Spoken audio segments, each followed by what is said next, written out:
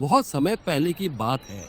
रामपुर नामक एक छोटा सा एक गांव था। उस गांव में बहुत खुशहाली थी। वहां के लोग बहुत खुशी से रह रहे थे। तभी गर्मी के दिन आ गए। गर्मी के दिन थे। सूरज अपनी पूरी शक्ति से तप रहा था और धरती माँ की छाती जल रही थी। छोटे से गांव रामपुर में पानी की भारी किल्लत हो गई थी। कुएं सूख गए थे। तालाब में केवल मिट्टी ही दिखाई दे रही थी और लोगों के घरों में पानी की एक एक बूंद के लिए हाहाकार मच गया था। इस गांव में दो पड़ोसी रहते थे, सुखराम और दुखराम। सुखराम एक दयालु और परोपकारी व्यक्ति था, जबकि दुखराम स्वार्थी और लालची था। सुखराम ने बरसात के दिनों में ही आने वाली गर्मी के बारे में सोचकर अपने घर के पिछवाड़े में एक बड़ा टैंक बनवाया था। उसने बारिश के पानी को इकट्ठा किया था और उसे साफ करके रखा था। वह जानता था कि गर्मी में पानी की कमी हो सकती है। दूसरी ओर दुखराम ने कभी भविष्य के बारे में नहीं सोचा था। वह हमेशा कहता था, अभी तो पानी है, जरूरत पड़ने पर देख लेंगे। उसने अपना सारा पैसा व्यर्थ की चीजों में खर्च कर दिया था। जब गर्मी ने अपना रौद्र रूप दिखाया तो गांव के सभी जल स्रोत सूख गए। लोग पानी के लिए दर दर भटक रहे थे। सरकारी टैंकर सप्ताह में केवल एक बार आता था, जो पूरे गांव के लिए पर्याप्त नहीं था। दुखराम के घर में पानी खत्म हो गया।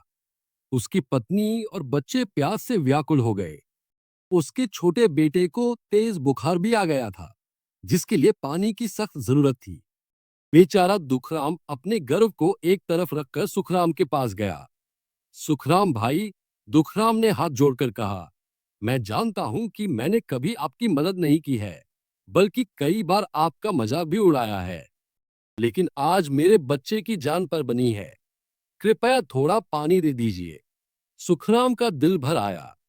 वो तुरंत अपने टैंक से पानी निकालकर दुखराम को दिया। न केवल उसे, बल्कि पूरे गांव के जरूरतमंद लोगों को पानी दिया। अगले दिन एक अजीब बात हुई। सुखराम के टैंक में पानी कम होने की बजाय और भी ज्यादा हो गया। गांव के बुजुर्गों ने बताया कि यह प्रकृति का आशीर्वाद है। जो व्यक्ति दूसरों की मदद करता है, प्रकृति उसकी मदद करती है।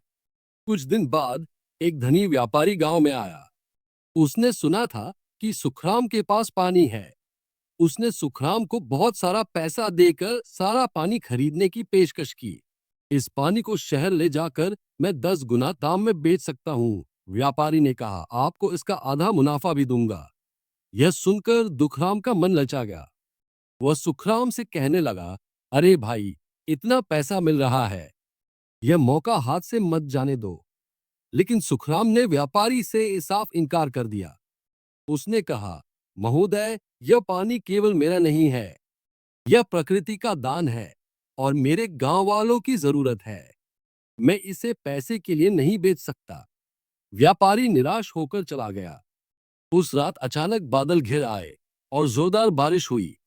यह मानसून से पहले की बारिश थी, जो बहुत दुर्लभ होती है।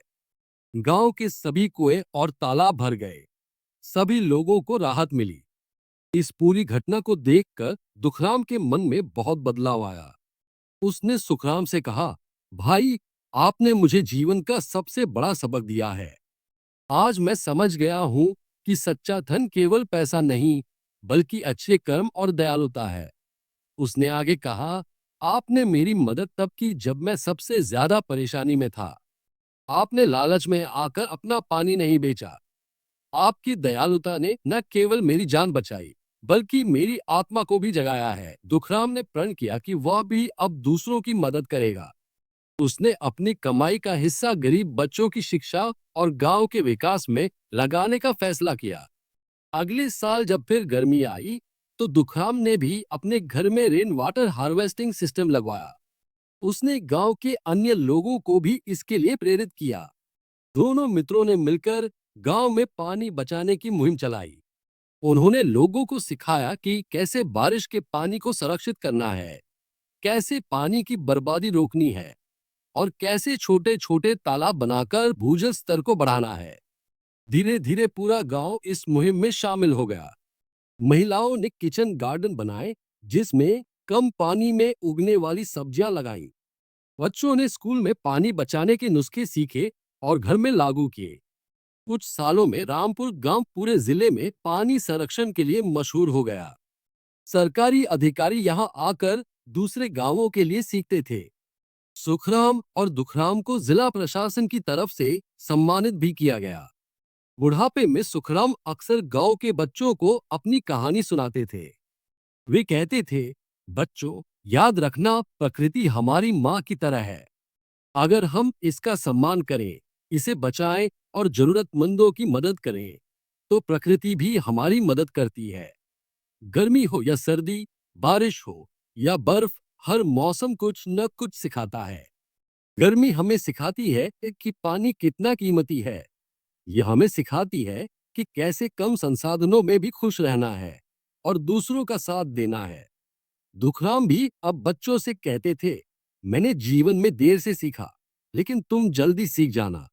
स्वार्थ में जीने से जिंदगी में केवल दुख मिलता है, लेकिन जब हम दूसरों की खुशी में अपनी खुशी ढूंढते हैं, तो वही सच्ची खुशी है।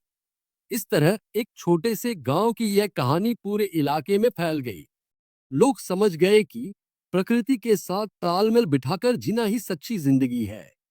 दयालुता और परोपकार से बड़ा कोई धर्म नहीं। किसी संकट के समय एक दूसरे का साथ देना ही मानवता है। ऐसे भविष्य की तैयारी आज से ही शुरू करनी चाहिए। और इस तरह गर्मी के उस कड़े इम्तिहान ने न केवल लोगों को पानी की कीमत सिखाई, बल्कि जीवन जीने का सही तरीका भी बताया। मुख्य संदेश इस गर्मी का मौसम हमें प्रकृति के संसाधनों की कीमत समझाता है। दयालुता, दूरदर्शिता और परस्पर सहयोग से हम किसी भी कठिन समय का सामना कर सकते हैं। सच्चा धन पैसा नहीं, बल्कि अच्छे कर्म और दूसरों की मदद करना है। Please subscribe my YouTube channel